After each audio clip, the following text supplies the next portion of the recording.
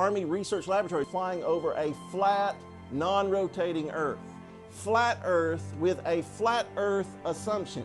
Non-rotating flat Earth. A flat, non-rotating Earth may be assumed. A flat and non-rotating, assuming a flat Earth. Flat, non-rotating Earth. A non-rotating Earth. Flat, non-rotating Earth. Validity of flat Earth based on a flat Earth assumption for a flat Earth and a flat atmosphere. Flat, non-rotating Earth.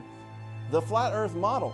Propagation of electromagnetic fields over flat Earth. Ballistic vehicle motion.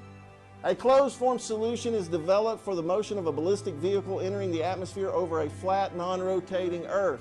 The assumption of these equations assume a flat Earth. Warning, do not watch this video unless you want to become a flat earther. You say, yeah, right, but I guarantee you that you don't actually know what we believe. And if you let yourself watch to the end with an open mind, you'll find out that it's actually you that's been hanging on a belief system, on a religion as it relates to the globe. You'll also develop a newfound respect for this group of people that support this channel and who are so willing to be called stupid, so willing to be looked at as idiots for simply questioning the narrative of what they're being told. Because the reality is, no one becomes a flat earther by seeing the floating pancake. Yeah, we think that's ridiculous too. We become flat earthers by studying and finding major errors in the heliocentric model and actively pursuing truth, which I guarantee you is harder than passively absorbing a lie. We probably actually know more about what you believe than you do. Remember, we used to be you. So trust me when I say that any objection that is currently or is about to arise in your mind, we've already dealt with ourselves. And if this thing was truly easily debunkable, none of us would still be flat earthers. Have you not wondered why someone would believe in something so stupid as flat Earth? Why people don't mind being called idiots? Maybe it's because it's not that stupid. Maybe someone wants you to think it's stupid. Maybe someone is working really hard behind the scenes to make you think that we believe in a square pancake flying through the solar system that you could just step off of and in the nothingness of space. But again, I assure you, we think that's ridiculous too. Nor do we have anything to do with the Flat Earth Society. I've attended and spoken at conferences all over the US and Canada and met thousands of flat earthers, and not once, never, have I met someone associated with the Flat Earth Society. That is an organization of half-truths and idiotic science, okay? We are simply people in search of truth who hold empirical, measurable, repeatable science as well as ancient accounts on a higher level than mere theoretical mathematics. And last thing before I get going, I want you to know that they are banking on you not questioning this. They're hoping to their God with a lowercase g that you do not look into this, because they know if you do, you're going to have some major questions that unfortunately have no warm and fuzzy answers, which is why they've worked so hard to keep the flat earth, the perception of flat earth, as a theory that only morons could believe in. So sit back, relax, and I promise you will not regret it.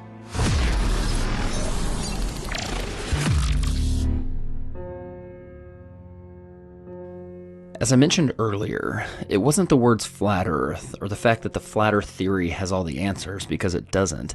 And it certainly wasn't the social consequences that drew us in. But for most of us, it was the questioning of the globe model, which ultimately brought us to flat earth. So here's some questions that reveal some things that I didn't even realize I believed in by believing in the globe. Why is it that even though the Earth spins at 1,000 miles an hour at the equator, it goes around the sun at 66,000 miles per hour, which travels through the universe at 500,000 miles per hour, which is expanding at over 1,000,000 miles per hour, are we able to take a picture of the sky on the same day every year and never see changes in the stars, even for thousands of years? Why does Elon Musk say, you can tell it's real because it looks so fake? That's because it does look fake. Look how the Earth glitches out in the background, but the car doesn't. And see how the Earth supposedly looks from the International Space Station, which is 240 miles up. However, this was taken from only 170 miles. Do you see an issue here? It's just like the Red Bull space jump in the Mythbusters episode that used downward-facing fisheye lenses to create massive amounts of curvature. But the non-fisheye lenses from the capsule and the cockpit show flat horizons, which concur perfectly with weather balloon footage more than 20 miles up. which, by the way, 20 miles high is roughly the size of the bulge that should be in the state of Kansas due to it being 413 miles wide. Here's what 20 miles up looks like. That would be a large bulge for something that is supposed to be flatter than a pancake. And by the way, Kansas is only the 9th flattest state in the US. How many pieces of flat land does it take to make a ball? Why, when we look at the stars in December, do we see the same stars that we see in June? We should be looking in two totally different directions. If ships sail over the curve of the Earth, why are we able to bring them back into view with high-powered lenses as if they merely sailed past the horizon of the eye's angular resolution? Why are we able to see things over long distances, which according to the formula for a ball with a circumference of 24,900 miles, should be thousands of feet below the curvature horizon? And now, with infrared technology, we are seeing things that should be miles below the horizon, if we truly lived on a ball. If Eratosthenes proved the Earth was a ball thousands of years ago with an experiment using shadows, why do experts say that his results should actually be the same on a flat Earth with a smaller local sun? If the sun barely looks bigger than the other stars from Saturn, why is it able to completely light it up so that we can see it from Earth? And if something merely the size of the other stars can do that, why is the backside of Saturn not lit up by the billions of stars on the other side? And why are there dark sides to any objects in the solar system? If moonlight reflects the warm light of the sun, why is moonlight measurably cold? Why is it warmer in the shadows at night when it's the exact opposite of what we experience in the sunlight during the day? How is it possible that our positive atmosphere sticks to this ball right next to the negative vacuum of space without a barrier in between? How is it that people claim to see lights in the sky that are the International Space Station and other satellites when they do not have lights on them? And due to their supposed distance off the ground, the sun wouldn't have the ability to reflect light off them, let alone the fact that I do not believe you could see a satellite, something the size of a pickup truck, 250 miles away even if it was lit by the sun. That's like saying you could see a vehicle in Oklahoma City while standing in Dallas. How is it we supposedly went to the moon 50 years ago, but now we can't leave low Earth orbit? That's the farthest that we can go. Why are the pictures of Earth from space described as composite images, using ground-based observations and Photoshop to fill in the gaps? Why was all the original moon footage and telemetry data destroyed? Why is NASA constantly getting caught on live feeds with men in the background of models, harnesses on the International Space Station, and bubbles and scuba gear in space like they're filming spacewalks in a pool? Why is YouTube hiding true flat Earth content and promoting the ridiculous false perception of the floating pancake? You're dealing with all these conspiracy theorists on your platform. So the first way is by demoting low-quality content and promoting more authoritative content, and the second is by providing more transparency for users. So we're introducing boxes that provide factual information at the top of results that have shown themselves to turn up a lot of information that is counterfactual, such as searching for the Earth is flat on YouTube, where you see a lot of Your response is to put a box saying, nope, the Earth is not flat. Correct. Okay. And lastly, if we are so sure about this spinning ball heliocentric model, why are experts saying things like this? So everything we know about the universe, what we're made of, galaxies, stars, planets, that's all right here. So according to this chart, we are 96% stupid. And just so you know, the globe side has complex answers to all these. But it's time you start evaluating evidence for yourself instead of simply accepting someone else's opinion of it. We all have the same evidence. It's your worldview and your perception of the source that determines your interpretation of that evidence. The experts are not any closer to the stars than you are. You have the ability to trust your senses and come up with conclusions for yourself.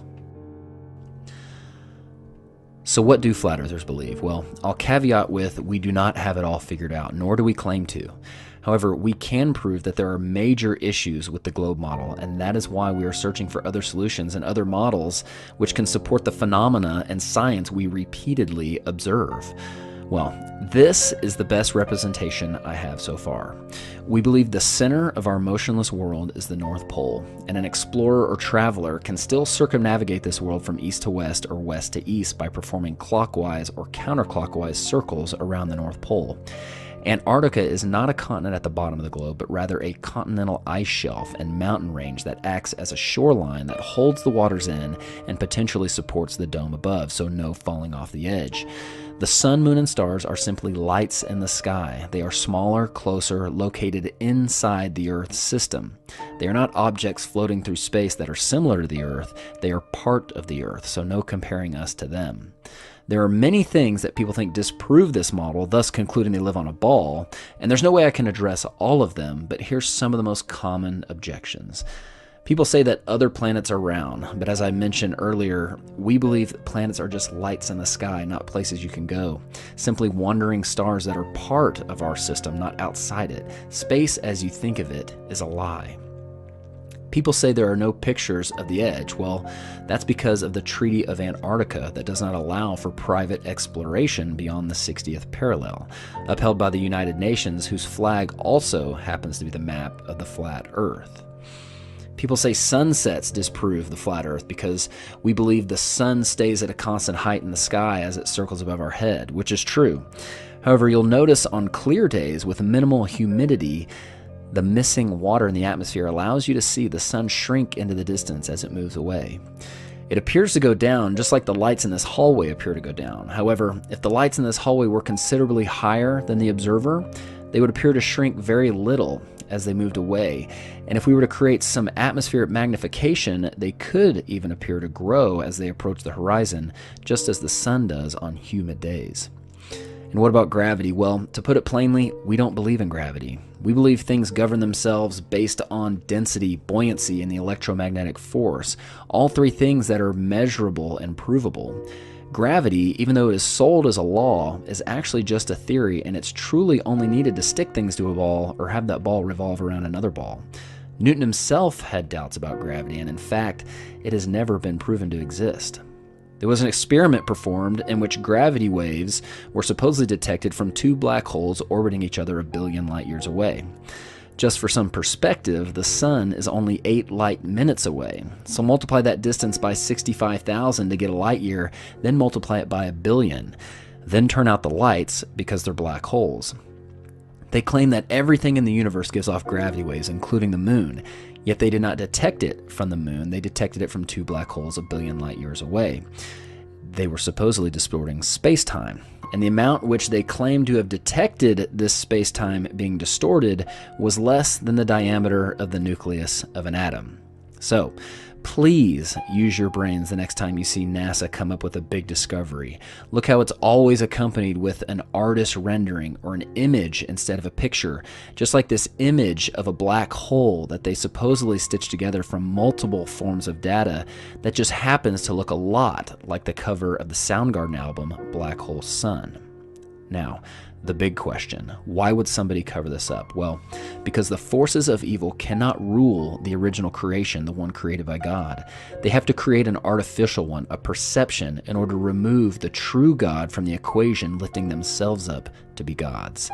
And they do this by creating a false reality, making people unknowingly exist in it, thus controlling them, making it possible for everyone, including the 99.9% of people working at NASA, to unknowingly propagate the lie. And that perception is so powerful, it can make someone who is provably standing still tell you that they're spinning 1,000 miles an hour. And someone who is standing right side up tell you that they're actually upside down. Now, I know you have more questions, and we have the answers. And even though your heart may feel like you're hearing truth, I'm sure there are many objections that have arisen in your mind. Remember, we used to be you. We have already had to deal with those objections. Just don't let the projection of someone else's perception get in the way of your pursuit of truth. If you do, it only proves that you're under someone else's control. I pray that you take this seriously because the stakes are high. Don't let anything get in the way of your pursuit of truth, because the truth will set you free. God bless. For more answers, subscribe to Woketown, DITRH, the Flat Earth Podcast, or download the Flat Earth Sun, Moon, and Zodiac Clock app. Where is the curvature? You're now listening to Alexander Chess Music. Where? WPRTL Production. But I don't have much patience for anyone who denies that this challenge is real.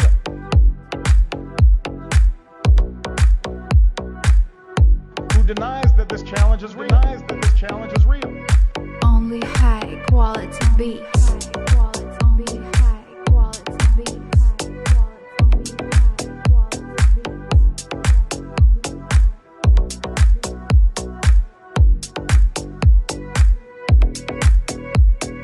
Alexander Chess Music. We don't have time for a meeting of the Flat Earth Society. We don't have time for a meeting of the Flat Earth Society. For a meeting of the Flat Earth. We don't have time for a meeting of the Flat Earth Society.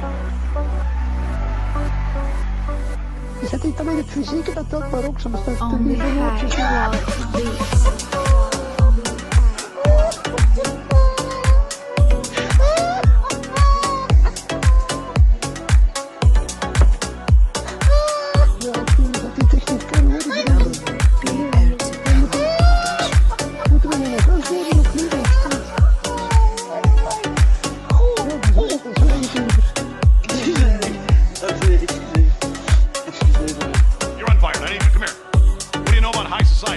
My society photographer got hit in the head by a polo ball. Only high quality beats.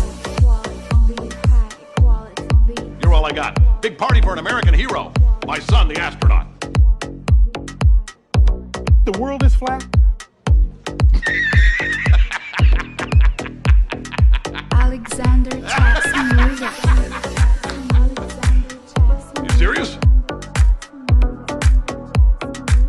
You must consider every available option and platform to meet our goals, including industry, government, and the entire American space enterprise. Only high quality beats. History is written by those who dare to dream big and do the impossible. We gotta dare to dream big, try to do the impossible. History is written by those who dare to dream big and do the impossible. The impossible. You serious? The impossible. You serious? The impossible. Only high quality beats. The impossible.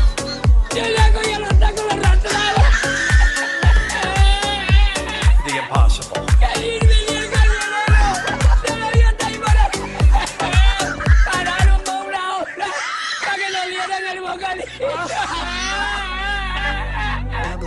WPRTL Production. The impossible. The impossible. The impossible. Only high quality beats. The impossible. The impossible. The impossible. Alexander Chess Music. Very soon we're going to Mars. You wouldn't have been going to Mars if my opponent won. That I can tell you. You wouldn't even be thinking about it. You wouldn't be thinking about it. Only high quality. No, I mean, Earth. To the astrophysicist.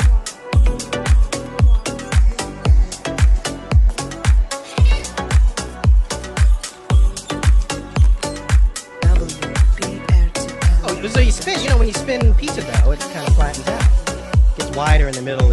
So Earth, throughout its life, even when it formed, it was spinning. And it got a little wider at the equator than it does at the pole. So it's not actually a sphere, it's oblate. And officially it's an oblate sphere. That's what it's called. 500 years ago, everybody knew the Earth was flat, and 15 minutes ago, you knew it. Not only that, it's slightly wider below the equator than above the equator. A little chubbier. A little chubbier, yeah.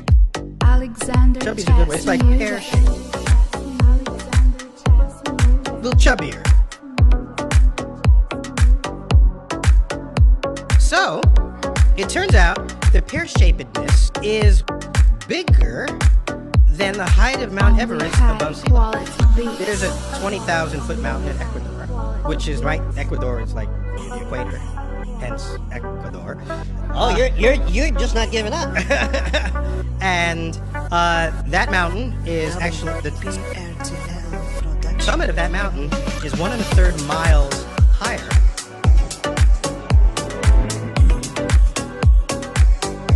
$1,500 years ago, everybody knew the Earth was the center. Wait, you gotta know. Just so you understand, we've been fed a lie our entire life.